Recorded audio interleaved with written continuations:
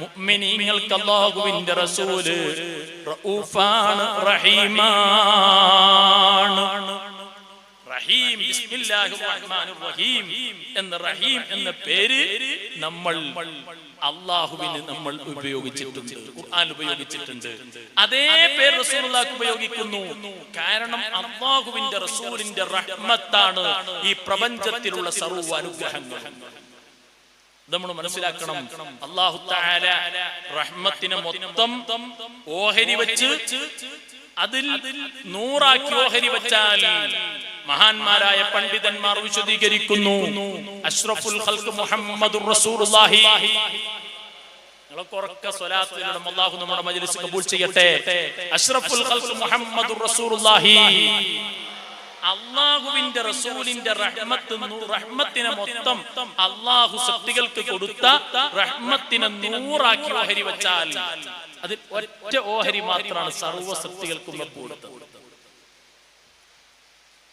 ഒരു പശു ഒരു കുഞ്ഞിനോട് കാണിക്കുന്ന റഹ്മത്ത്, ഒരു ഉമ്മ ഒരു മകനോട് കാണിക്കുന്ന റഹ്മത്ത്, അതുപോലെ നേതാവ് അനുയായിയോട് കാണിക്കുന്ന റഹ്മത്ത്, പാവപ്പെട്ടവനോട് മുതലാളി കാണിക്കുന്ന റഹ്മത്ത്, സുഹൃത്തിനോട് സുഹൃത്ത് കാണിക്കുന്ന കാരുണ്യം, അതെല്ലാം ഈ 100ൽ ഒരംശത്തിൽ പെട്ടതാണ്. നമുക്കറിയാം, ഒരു പശു ഒരു കുഞ്ഞിനെ പ്രസവിച്ചാൽ ആ കുഞ്ഞിന്റെ ശരീരത്തിൽ മ്ലേച്ഛമായ വസ്തുക്കളുണ്ട്. ആ വസ്തുക്കൾ ആ പശു ക്ലീൻ ചെയ്യുന്നത് എങ്ങനെയാണ്? സ്വന്തം നാവ് കൊണ്ട് അത് തുടച്ച് കഴുകി വൃത്തിയാക്കുകയാണ്. എങ്ങനെയാണ് പശുവിന് അത് കഴിയുന്നത്? അല്ലാഹു ഈ പശുവിന്റെ മനസ്സിൽ റഹ്മത്ത് ഇട്ട് കൊടുത്തു, അല്ലാഹു തആല. അതുകൊണ്ടാണ് ആ പശു അങ്ങനെ ക്ലീൻ ചെയ്തുകൊണ്ടിരിക്കുന്നത്. ഒരു ഉമ്മാക്ക് ഒരു മകനോടുള്ള റഹ്മത്ത് എത്രയാണ്, വളരെ വലുതാണ്. ഒരു ഉദാഹരണം പറയാം. ഒരു വയസ്സായ ഉമ്മ, നമ്മളൊക്കെ ഉമ്മമാരെ ബഹുമാനിക്കണം. നമ്മുടെ ഉമ്മയും ഉപ്പയും ഉസ്താദുമാരും അവര് നമ്മുടെ വിജയത്തിന്റെ നിദാനമായ നെടുന്തൂണുകളാണ്. എന്റെ പ്രിയപ്പെട്ട മുത്തഅല്ലിമീങ്ങൾ, ഈ 3 വിഭാഗത്തോടും അതവ് പാലിക്കണം, കടപ്പാട് നിർവഹിക്കണം. എന്നാൽ ഉയർച്ചയുടെ പടവുകൾ കീഴടക്കാൻ കഴിയും. ഉമ്മയുടെ റഹ്മത്ത് എത്രയാണ്! വയസ്സായ ഉമ്മ, രാത്രിയിൽ ഉമ്മാക്ക് പനിക്കുന്നുണ്ട്, മകല്ല പനിയാണ്. മോൻ എല്ലാം ചെന്നിട്ട് മോൻ പറഞ്ഞു, ഉമ്മ ഡോക്ടർ തോക എന്ന് പറഞ്ഞാൽ ഉമ്മ എന്ത് പറയും? മോനെ, മോന്റെ ഉറക്ക് സ്വീപ്പാകുമ്പോ പോണ്ട, ഇപ്പൊ പോണ്ട, രാവിലെ പോയാൽ മതി. ഉമ്മയുടെ മനസ്സിൽ അല്ലാഹു കൊടുത്ത റഹ്മത്താണ്. അതേപോലെ തന്നെ നേരെ തിരിച്ച് ഈ കുഞ്ഞിന് സുഖമില്ലാണ്ടായാലോ ഉമ്മാക്ക് ഉറക്കം വരില്ല. അതുകൊണ്ട് തന്നെയാണ് ഉമ്മയോടാണ് ബാപ്പയേക്കാൾ കൂടുതൽ കടപ്പാട് മക്കൾക്കുള്ളത്. ഗർഭം ചുമന്നത് 10 മാസം തള്ളയാ, പ്രസവിച്ച വേദന തിന്നതും അവൾ തന്നെയാ, പാലും കൊടുത്തു വളർത്തലും അവളാണ്. ഈ 3 കാര്യം ബാപ്പയിൽ ഒഴിവാണ്.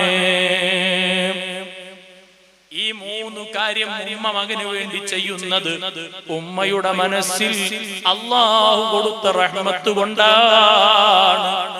ആ റഹ്മത്ത് മുത്തുനബി സ്വല്ലല്ലാഹു അലൈഹി വസല്ലമ തങ്ങൾക്ക് ആ ഉമ്മാക്ക് കൊടുത്തതിനേക്കാൾ 99 ഇരട്ടി റഹ്മത്ത് കൊടുത്തിട്ടുണ്ട്. ലോകത്തുള്ള മൊത്തം റഹ്മത്ത് 100 ഓഹരി വെച്ചാൽ ഒരോഹരി മാത്രമാണ് ലോകത്തുള്ള സർവസ്വത്തിനും നൽകിയത്. 99 ഓഹരിയും അല്ലാഹു നൽകിയത് അഷ്റഫുൽ വറാ മുഹമ്മദ് മുസ്തഫ അല്ലാഹുവിന്റെ റസൂലിനാണ്. അതുകൊണ്ടാണ് സർവ്വ അനുഗ്രഹത്തിന്റെയും നേതാവ്.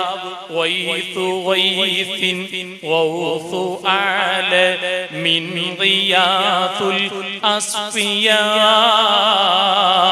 വൈനു ഖൽബിൻ വാബ മിൻ ഹുബ്ബിൻ മിനൽ അശ്ഗാലി ലാ ഇലാഹ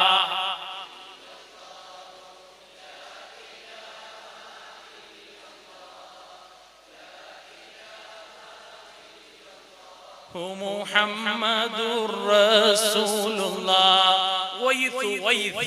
വൃഷ്ടിയുടെ വൃഷ്ടമാണ് മുത്തുനബി സ്വല്ലല്ലാഹു അലൈഹി വസല്ലം എന്ന് പറഞ്ഞാൽ മഴ. എല്ലാ മഴയുടെയും മഴയാണ് എന്ന് പറഞ്ഞാൽ എന്താണ് അതിന്റെ വ്യാഖ്യാനം എന്ന് പറഞ്ഞാൽ മഴ എന്ന് പറഞ്ഞെന്താ, അതിങ്ങനെ ഭൂമിയിലേക്ക് വർഷിക്കുമ്പോഴാണ് ഭൂമി പച്ച പിടിക്കുന്നത്. ചെടികൾ മുളക്കുന്നത്, ചെടി മുളക്കുന്നത് കൊണ്ടാ മനുഷ്യൻ ഭക്ഷിക്കുന്നത്, മനുഷ്യൻ ഭക്ഷിക്കുന്നതുകൊണ്ടാ മനുഷ്യൻ ജീവിക്കുന്നത്, നമ്മൾ ജീവിക്കുന്നതുകൊണ്ടാ നമ്മൾ പ്രവർത്തിക്കുന്നത്, നമ്മൾ അധ്വാനിക്കുന്നതുകൊണ്ടാ ലോകം ചലിക്കുന്നത്. ഏതൊരു ചെടി മുളക്കണമെങ്കിലും മഴ ഇങ്ങനെ വർഷിക്കണം. അല്ലാഹുവിന്റെ റഹ്മത്താണ് ആ എല്ലാ വസ്തുക്കളുടെയും ഉയർച്ചയുടെ, പച്ചപ്പിന്റെ, ഗുണനിലവാരത്തിന്റെ, വളർച്ചയുടെ നിദാനമാണ് മഴ എന്നുള്ളത്.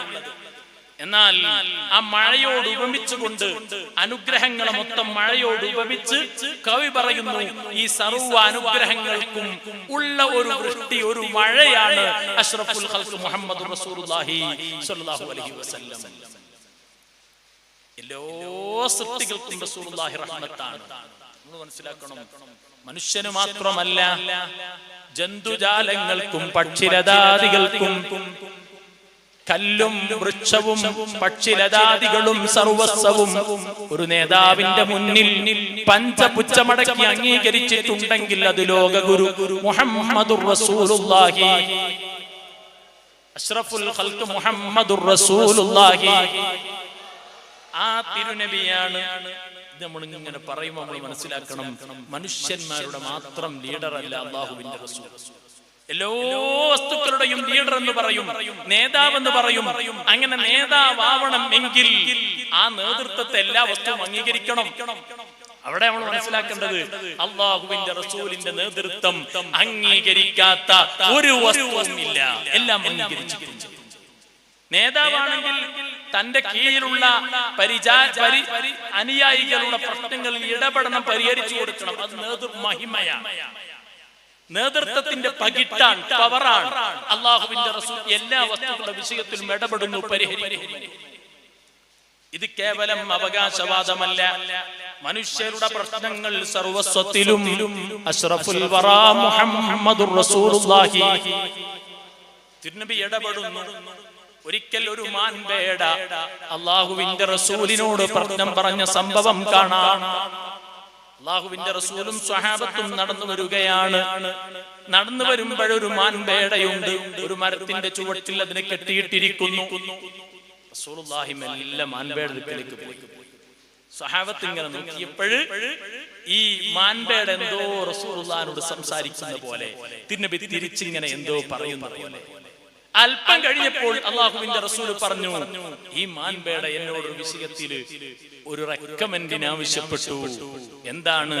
ഈ മാൻപേടയെ കിടക്കുന്ന വേട്ടക്കാരൻ പിടിച്ചു കൊണ്ടുവന്നതാണ്. ഈ മാൻപേടയുടെ കുഞ്ഞുള്ളത് ആ കാണുന്ന മലഞ്ചെരുവിലാണ്. ഈ മാൻപേട അഴിച്ചു വിട്ടാൽ ആ കുഞ്ഞിന് മുല കൊടുത്ത് തിരിച്ചു വരാം എന്നാണ് മാൻപേട പറയുന്നത് എന്ന് പറഞ്ഞ അല്ലാഹുവിന്റെ റസൂൽ മാൻപേട അഴിച്ചു വിടുന്നു. മാൻപേട പോകുകയാണ്. ധൃതിയോടെ ഓടിപ്പോകുന്ന കണ്ട് സ്വഹാബത്ത് അത്ഭുതചിത്തരായി നിൽക്കുന്നു. അല്പം കഴിഞ്ഞപ്പോഴും വേട്ടക്കാരൻ എഴുന്നേറ്റു. അല്ലാഹുവിന്റെ റസൂലിനോട് ചോദിക്കുന്നു, അയിന ഫൈഉൻ, എവിടെയാണ് എന്റെ മാൻപേട, എവിടെയാണ്?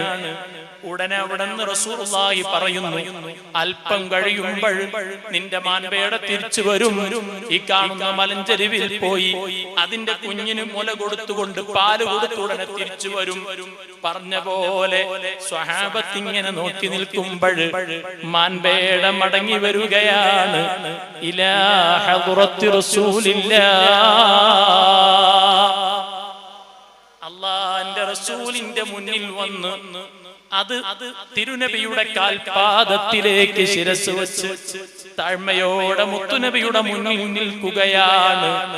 ഉടനെ ഇത് കണ്ട വേട്ടക്കാരൻ അശ്ഹദു അല്ലാ ഇലാഹ ഇല്ലല്ലാഹ് വ അന്ന മുഹമ്മദർ റസൂലുള്ളാഹ് എന്ന കലിമത്തു തൗഹീദ് ഉച്ചരിച്ച് വിശുദ്ധ ഇസ്ലാമിലേക്ക് വന്നു. ഫഅഫൈഉൻ ലില്ലദീ വഅഫവഅദിമൻ فاض فيض فاتحا منه لنا الأقفال فلا إله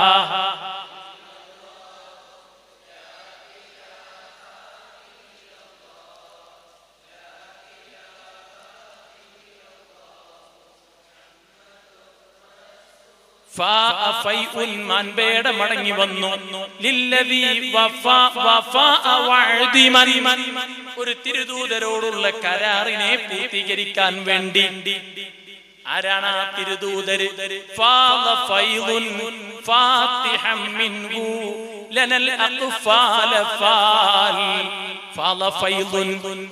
ഈമാനാകുന്ന പ്രകാശത്തിന്റെ കിരണങ്ങൾ പൊട്ടിപ്പുറപ്പെട്ടത് ആ തിരുനബിയിൽ നിന്നാണ്.